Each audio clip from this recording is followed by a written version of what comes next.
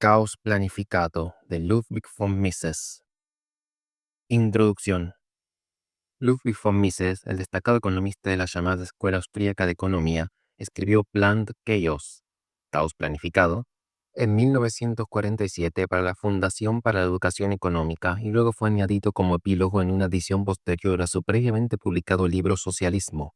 Este ensayo es una fuerte crítica a la planificación centralizada y aboga por la economía de mercado basada en la propiedad privada y el sistema de precios, además de advertir que el socialismo lleva inevitablemente al fin de la democracia. Los tres primeros capítulos contienen los principios teóricos del capitalismo de libre mercado, contrastándolo contra el intervencionismo y el socialismo. No hay nada nuevo en ellos para los que ya estén familiarizados con esos conceptos, en especial para los que hayan leído La acción humana del mismo autor o incluso Economía en la lección de Henry Hazlitt. Pero luego vienen unos capítulos históricos sobre los socialismos de Rusia, la Alemania nazi y el fascismo italiano, que son muy buenos para los que estén con pocos conocimientos de las características de estos sistemas en relación con el socialismo y de la historia de esos años, que Mises vivió muy cerca, pues vivió en Austria hasta 1934, año en que se trasladó a Suiza hasta 1940, cuando huyó de los nazis a Estados Unidos. Por lo tanto, este panfleto y ensayo corto sirve como lección de historia y de economía y, además de no ser muy largo, está escrito con claridad y puede ser un buen libro para regalar a quienes estén interesados en estos temas, pero aún no se han metido en ellos profundamente. Ahora vamos capítulo por capítulo. Notas introductorias. En el primero, llamado simplemente Notas introductorias, Mises, a favor del capitalismo, señala que en el momento en que escribe esta obra, la opinión pública o dominante es que, cita, es un dogma casi indiscutido que el capitalismo está acabado. Fin de cita. Pues no, dice él. A pesar de las trabas anticapitalistas de los gobiernos, las empresas de iniciativa privada siguen cumpliendo su función social de aumentar el bienestar de la gente mediante la producción de más, mejores y más baratos bienes económicos. Aunque lo que plantea sobre la situación intelectual dominante sería como un jovesianismo empeorado. Dice así. El dogma de que el Estado o el gobierno es la encarnación de todo lo que es bueno y benéfico y de que los individuos son subordinados miserables, tratando exclusivamente de infligir daño a los demás y con una necesidad imperiosa de un guardián, es casi indisputado. Es tabú cuestionarlo en lo más mínimo. Fin de cita. ¿Por qué digo una doctrina de Thomas Hobbes empeorada?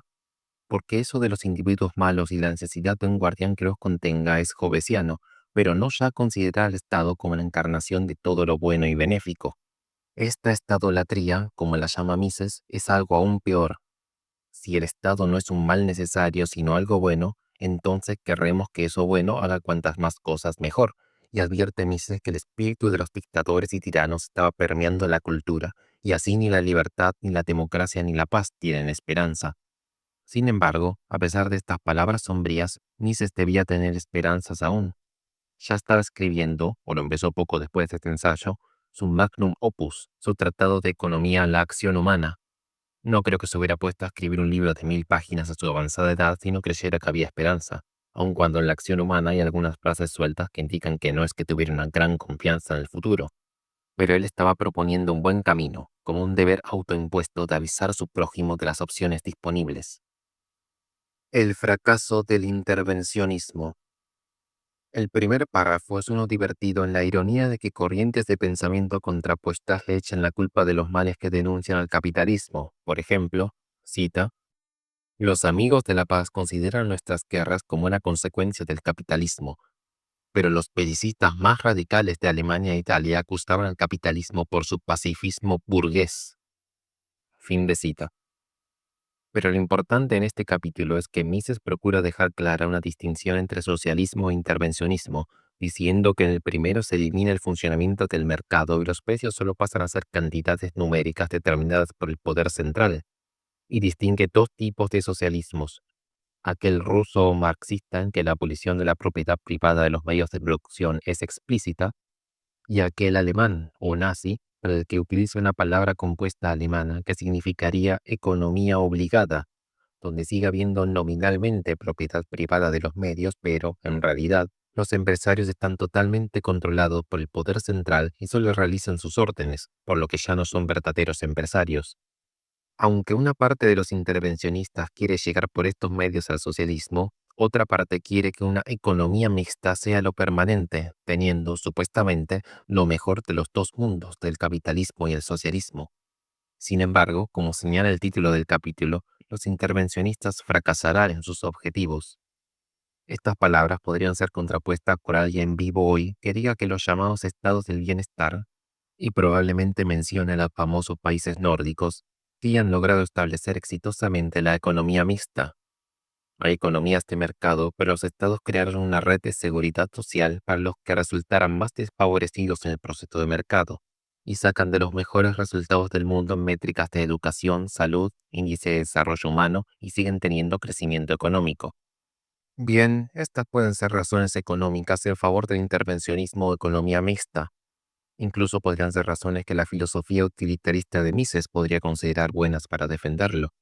Pero además de que no son tan socialistas como muchos parecen creer solo por el hecho de que tienen impuestos altos, y hay que ver impuestos a qué tanto castigan el ahorro en la inversión, los resultados económicos solo tienen sentido dentro de la ética y la moral. Batir indicadores económicos concretos, tener buenos resultados en ellos, es importante si están en función, son un resultado o se adscriben dentro de un marco ético-moral, porque la vida no es solo economía, no es materialismo económico únicamente. Los Amish, por ejemplo, no batirán esos indicadores por su alto rechazo a las tecnologías modernas, pero ellos viven como quieren pacíficamente sin imponerle sus deseos de vida a los demás. El argumento principal del liberalismo son las relaciones humanas pacíficas, voluntarias, contractuales, por oposición a las belicosas, coactivas y opresoras. Ahora bien, para un Estado, una mafia, lo ideal es que las personas que impuesta y controla acepten de buena gana su control e imposiciones. Los políticos quieren una población domesticada ante ellos y mientras pelean entre ellos para subir en sus jerarquías políticas, quieren que la población que dominan esté contenta. Por supuesto, está en el interés de los políticos que no están en el poder o que quieren mucho más del que piden decirle a la población por qué debe estar descontenta y plantearse a ellos mismos como la solución a sus descontentos. Pero una vez en el poder querrán que la población vuelva a estar contenta porque estará siendo gobernada por los buenos políticos. Ante esto, no hay por qué suponer axiomáticamente que esto sea malo universalmente. No todos quieren salir de la Matrix mientras la Matrix sea cómoda. Desde el punto de vista liberal, quien quiera vivir así, que lo haga, pero que no fuercen a los demás a hacerlo. El carácter dictatorial, antidemocrático y socialista del intervencionismo. El intento de un tercer sistema lleva inevitablemente a la dictadura. El control de precios, que es en lo que hace hincapié Mises, y correctamente porque los precios son el vehículo imprescindible del cálculo económico, lleva a peores resultados que los esperados y esto lleva a los políticos a establecer más controles para tratar de corregir sus resultados desagradables y se produce el caos y la inquietud social. Ejemplo de esto fue la Argentina pre-Milei, donde los controles fallidos del dólar hacían que se multiplicaran los mandatos estatales para contener su subida, o sea, la bajada del peso argentino en su ruta hiperinflacionaria, llevando a cada vez mayores prohibiciones de importar y a la escasez. En la economía de mercado son los consumidores los que determinan los beneficios y las pérdidas con sus elecciones de compra. Es una verdadera democracia donde cada unidad monetaria vale un voto, por más que sea asimétrica porque no todos tengan los mismos votos, porque la diferencia de poder de voto, si no interviene el Estado otorgando ilegítimos privilegios, solo puede obtenerse siendo el mejor benefactor de las necesidades y deseos de los consumidores. En cambio, los que piden que un Estado interfiera en el mercado porque no les gustan los resultados que en este se produce, como que muchos jugadores de fútbol ganen más que muchos médicos, son dictadores en potencia. Quieren que por la fuerza policial los consumidores tomen decisiones distintas que las que tomarían en libertad, u obturan a los empresarios en su búsqueda de satisfacer a los consumidores como mejor perciban que pueden hacerlo. Señala respecto a esto los privilegios que tienen los sindicatos para utilizar la violencia en las huelgas para disuadir a los que no quieren plegarse a las huelgas y quieren seguir trabajando, o que utilizan la violencia para impedir que se siga produciendo. Dice Mises, si fuera verdad que un sistema democrático de gobierno no es apropiado para proteger incondicionalmente el derecho de todo individuo a trabajar desafiando las órdenes de un sindicato, la democracia estaría condenada. Entonces la dictadura sería el único medio de preservar la división del trabajo y evitar la anarquía. Lo que generó dictaduras en Rusia y Alemania fue precisamente el hecho de que la mentalidad de estas naciones hizo inviable la supresión de la violencia sindical bajo condiciones democráticas. Los dictadores abolieron las huelgas y así doblaron el espinazo al sindicalismo laboral. No hay huelgas en el Imperio Soviético. Fin de cita. Y lo más importante que dice en este capítulo, previa declaración de que las metáforas pueden ser explicativamente útiles, pero hay personas que se las toman demasiado en serio, refiriéndose a las metáforas de las fuerzas anónimas o mecánicas o automáticas del mercado, y también podría haber mencionado a la mano invisible, es que, cita, el dilema no está entre fuerzas automáticas y acción planificada. Está entre el proceso democrático del mercado, en el que todo individuo tiene su parte, y el gobierno exclusivo de un cuerpo dictatorial. Lo que hace la gente en la economía de mercado es la ejecución de sus propios planes. En este sentido, toda acción humana significa planificación. Lo que defienden quienes se llaman a sí mismos planificadores no es la sustitución de dejar que las cosas sigan curso por la acción planificada. Es la sustitución de los planes de sus conciudadanos por el plan del propio planificador. El planificador es un dictador potencial que quiere privar al resto de la gente del poder de planificar y actuar de acuerdo con sus propios planes. Solo busca una cosa, la preeminencia absoluta exclusiva de su propio plan. Fin de cita. Es decir, en el mercado hay una democrática planificación por cada persona, que en libertad, como califica Bastiat, producirá armonías económicas, o bien habrá una planificación dictatorial que emane del Estado. Y también señala cómo algunos importantes socialistas de esos tiempos, como Harold Lasky y el matrimonio de Sidney y Beatrice Webb, son explícitos en que si el socialismo toma el poder democráticamente, debe evitarse cualquier interferencia posterior mientras lleva a cabo sus planes de reforma. Socialismo y comunismo. En este capítulo, Mises describe los puntos importantes de la teoría marxista en relación a las actividades políticas de los marxistas, sin profundizar en los aspectos filosóficos del materialismo dialéctico. También lleva claridad a los deslizamientos semánticos de esos términos, pasando de ser sinónimos para Marx y Engels a significar cosas distintas a partir de Stalin. Cita. En la terminología de Marx y Engels, las palabras comunismo y socialismo son sinónimas. Ningún marxista antes de 1917 se habría atrevido a distinguir entre comunismo y socialismo. Fin de cita. La única distinción que hizo Marx fue entre una fase inferior, anterior, y una fase superior, posterior. Mises califica de contradicción que Marx dijera que la revolución socialista llegaría inexorablemente como una ley de la naturaleza.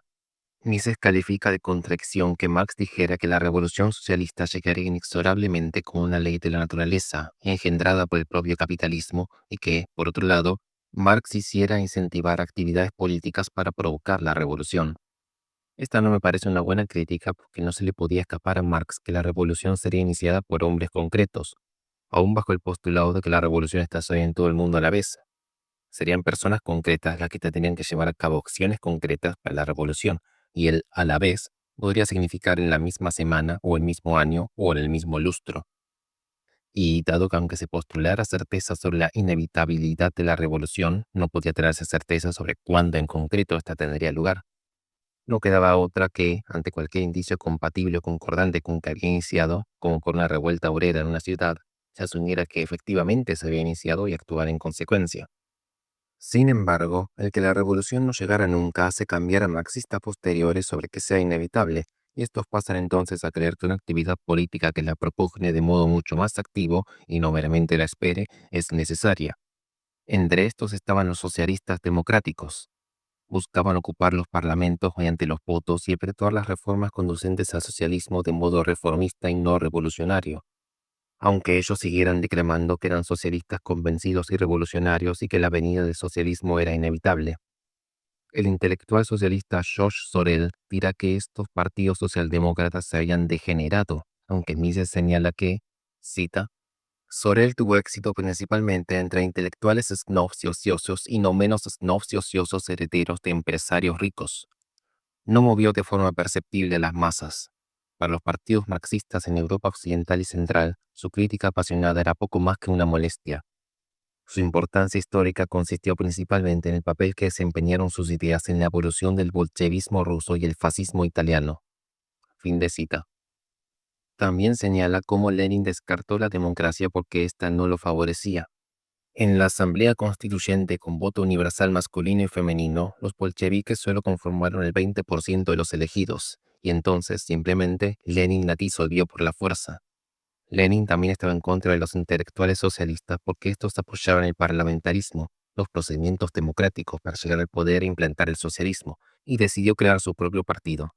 el Partido Comunista, que tendría como enemigos tanto a la burguesía como a los otros partidos socialistas. Y no es que quisiera renunciar a la sinonimia entre socialismo y comunismo, de allí que su proyecto de gobierno mundial con núcleo en Rusia fuera llamado Unión de Repúblicas Socialistas Soviéticas.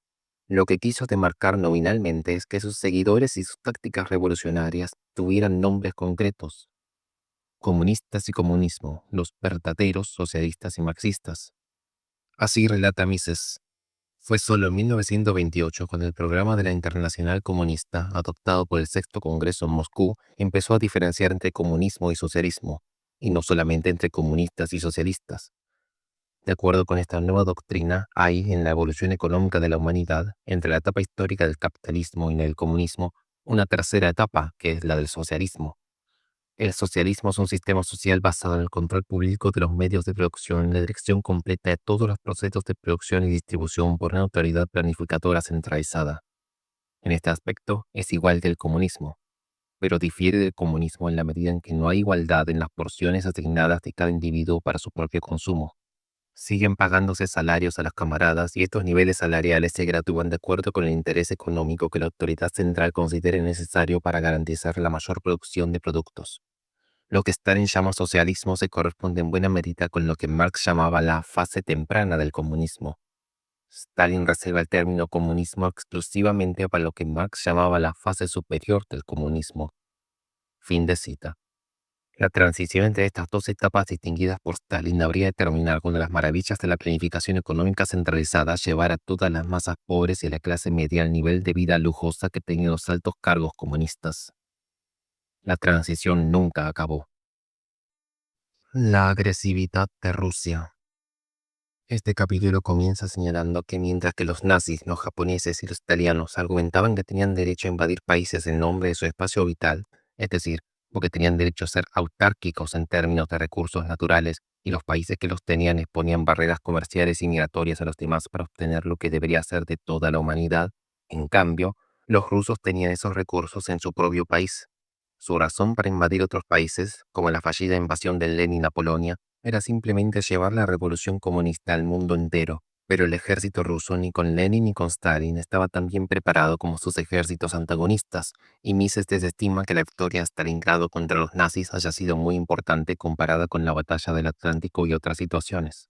Mises advierte que, cita, hoy, no menos que después de la Primera Guerra Mundial, la amenaza real para Occidente no reside en el poder militar de Rusia. Gran Bretaña podría rechazar fácilmente un ataque ruso y sería una completa locura que los rusos lanzaran una guerra contra Estados Unidos.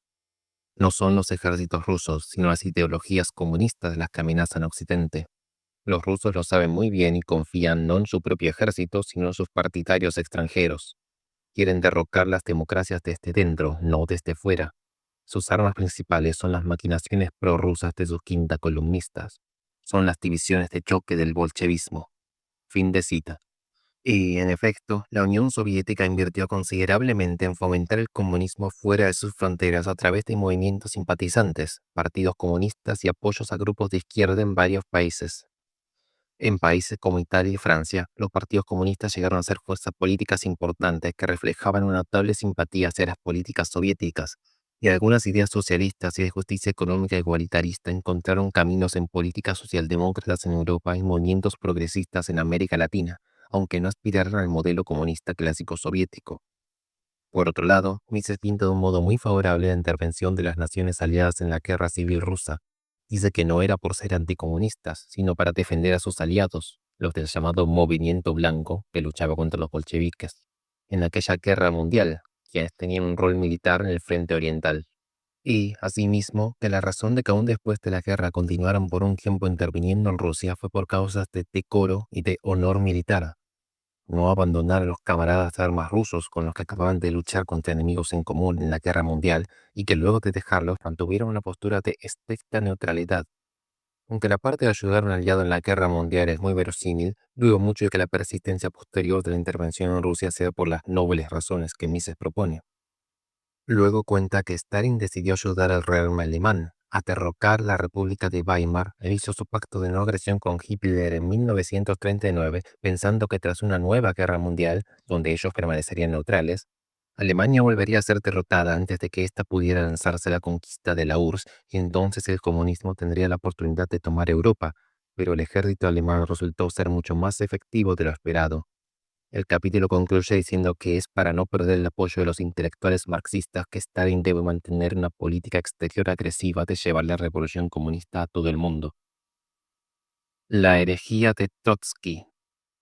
En este capítulo Mises compara a Stalin y Trotsky. Mises presenta a Trotsky y Stalin como esencialmente iguales desde el punto de vista ideológico, aunque ambos se acusaran mutuamente de ser apóstatas del verdadero marxismo. Sin embargo, también dice Mises que Stalin era un hombre sin educación, de cuestionables logros como autor marxista, pero que, gracias a su comunismo con poca educación en él, confiera más en sí mismo y en su sentido común para resolver problemas antes que buscar soluciones en los escritos de Engels y Marx, y entendía que la revolución mundial comunista había sido un fracaso fuera de Rusia. A Trotsky lo presenta como alguien con conocimiento de idiomas, que había vivido en varios países y que pasaba por experto en temas internacionales cuando en realidad poco sabía de tales asuntos, así como de cualquier cosa que no fueran escritos marxistas, porque desdeñaba cualquier otra cosa como literatura burguesa. En suma, Trotsky era un mejor exégeta de Marx, pero Stalin era mejor político. En la pelea entre ambos dice Mises cuasi humorísticamente que ambos tenían razón. Cita: Stalin tenía razón en mantener que su régimen era la encarnación de los principios socialistas. Trotsky tenía razón al afirmar que el régimen de Stalin había hecho de Rusia un infierno. Fin de cita. La liberación de los demonios. Los demonios a los que se refiere el título son los impulsos innatos para la violencia y el derramamiento de sangre, restringidos por la evolución de la civilización, libres hoy para el despotismo sin límites por la eliminación del Estado de Derecho llevado a cabo por el afán comunista revolucionario. Por supuesto, son los dictadores y sus acólitos los que obtienen esta liberación. Los demonios del resto continuarán reprimidos por la fuerza de las armas sin límites comandadas por el dictador revolucionario. Cita: el Estado de Derecho o gobierno limitado, salvaguardados por constituciones y declaraciones de derechos, es la señal característica de esta civilización. Fue el Estado de Derecho el que trajo los maravillosos logros del capitalismo moderno y de, como deberían decir los marxistas coherentes, su superestructura, la democracia. Proporcionó a una población en constante aumento un bienestar sin precedentes. Las masas en los países capitalistas actuales disfrutan hoy de un nivel de vida muy por encima del de los ricos de épocas anteriores. Fin de cita. Dice Nietzsche que los socialistas a las masas les hablaban de que el socialismo traería la verdadera libertad y democracia, mientras internamente hablaban de la dictadura del proletariado. Que el socialismo, o cualquier otra fuerza ideológica, no puede ocasionar una revolución en el sentido de que, antes de que ocurriera un punto de inflexión en la historia, las ideas que lo crearían y sostendrían debían haberse estado cocinando desde mucho antes. En este sentido, señala que el plan de seguridad social de Otto von Bismarck en Alemania, implementado en la Alemania imperial en la década de 1880, fue más conducente al socialismo que la expropiación de las fábricas rusas. Dice Mises que, cita, todo defensor del estado del bienestar y de la planificación es un dictador potencial. Fin de cita. Este capítulo es una transición desde hablar del sovietismo para hablar del nazismo y el fascismo, sobre los que adelanta que, cita, es importante entender que el fascismo y el nazismo fueron dictaduras socialistas. Los comunistas, tanto los miembros registrados de los partidos comunistas como los compañeros de viaje, estigmatizan el fascismo y el nazismo como la etapa más alta, final y más depravada del capitalismo. Fin de cita. Y señala otra innovación semántica de los comunistas en años recientes, que sería usada todavía hoy por no comunistas, pero sí interventores, aunque también ocurriría lo mismo parcialmente con el término nazis. Cita: califican a todos los que les desagradan, a todo defensor de un sistema de libre empresa, como fascista. Fin de cita. Fascismo. Dice Mises que Mussolini era un ferviente marxista ortodoxo, pero que, como la intelectualidad italiana era belicista y nacionalista y motivada por un odio a Austria, Mussolini prefirió convertirse en belicista antes que perder estatus social, y entonces apoyó el ataque a Austria de Italia y fundó un nuevo periódico para escribir en favor de la causa de la guerra, en razón de las minorías italianas en Austria que Italia debía rescatar. Por otro lado, contra lo dicho por Mussolini de que él había salvado a Italia del comunismo, Mises dice que la causa y consecuencia fueron otras. Primero fracasó el intento de revolución comunista en el llamado Bienio Rojo del 1919-1920, y luego Mussolini fue apoyado para que no hubiera otros intentos revolucionarios de ese estilo. La política fascista era anticapitalista y poco se diferenciaba en su intervencionismo del resto de países occidentales del momento al principio, pero se fue acercando cada vez más al patrón alemán. Nazismo.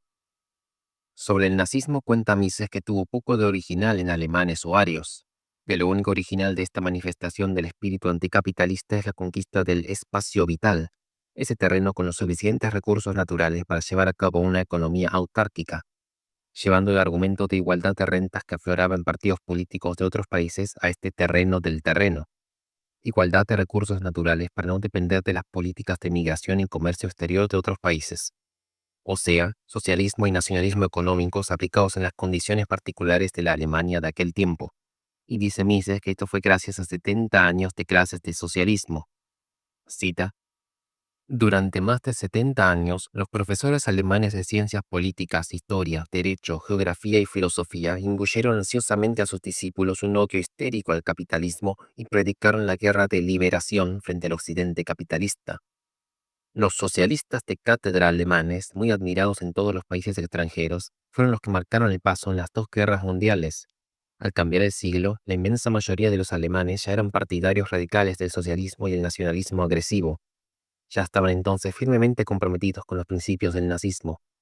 Lo que faltaba y se añadió después fue solo un nuevo término para distinguir su doctrina. Fin de cita. Al respecto puede verse mi artículo sobre cómo cayó la escuela francesa liberal de Say, Bastiat y Molinari de un modo similar. Luego, a lo ya mencionado, los nazis simplemente copiaron los métodos de exterminio, dominio y opresión de los soviéticos, y llevaron más lejos la abolición del laissez-faire. No solo para la producción económica lo abolieron, sino también para la procreación humana, pretendiendo instalar la eugenesia para lograr los humanos perfectos. Cita: Hitler no fue fundador del nazismo, fue su resultado. Fin de cita. Es decir, fue simplemente quien dirigió las ideas socialistas y nacionalistas que se habían estado desarrollando y dispersando en Alemania por mucho tiempo. Fue el líder carismático que los movimientos de masas necesitan, pero pienso que seguramente hubiera surgido otro más pronto que tarde, aunque él hubiera logrado dedicarse al arte. Las enseñanzas de la experiencia soviética. En este capítulo, Mises hace observaciones epistemológicas, señalando que no se pueden hacer experimentos en ciencias sociales como en las naturales para demostrar hipótesis o teorías o refutarlas. No hay experimentos cruciales en las ciencias sociales. Un sistema a priorístico y abstracto solo puede ser refutado desde críticas a priorísticas y abstractas, y son estos sistemas abstractos los que interpretan los hechos históricos. En base a esto habla de las dos críticas más importantes al socialismo. La primera es la imposibilidad del cálculo económico por falta de precios, señalando que los soviéticos recurren a los precios de los países capitalistas como guía para sus cálculos. La segunda es que el socialismo es un modo de producción menos eficiente que el capitalismo, por lo que baja la productividad del trabajo y por ende el nivel de vida de las masas respecto a los países capitalistas. En suma, dice Mises, cita: no ha ocurrido nada en Rusia desde 1917 que contraría cualquiera de las afirmaciones de los críticos del socialismo y el comunismo. Lo que muestra la experiencia rusa es un muy bajo nivel de vida de las masas y un ilimitado despotismo dictatorial. Los defensores del comunismo tratan de explicar estos hechos indiscutibles como solo occidentales. Son, dicen, no el fruto del comunismo, sino que ocurren a pesar del comunismo. Fin de cita. La supuesta inevitabilidad del socialismo. Para concluir, Mises recalca que no hay tal inevitabilidad de leyes históricas que lleven al socialismo ni nada parecido, que lo que hubo y había fueron intelectuales burgueses que fueron exitosos en propagar sus doctrinas socialistas en los círculos intelectuales y que de allí éstas se dispersaron en las masas. Dice Mises, cita: la propaganda socialista nunca encontró una oposición decidida. La crítica devastadora con la que los economistas destrozaron la inutilidad e imposibilidad de los planes y doctrinas socialistas no llegó a los moldeadores de la opinión pública.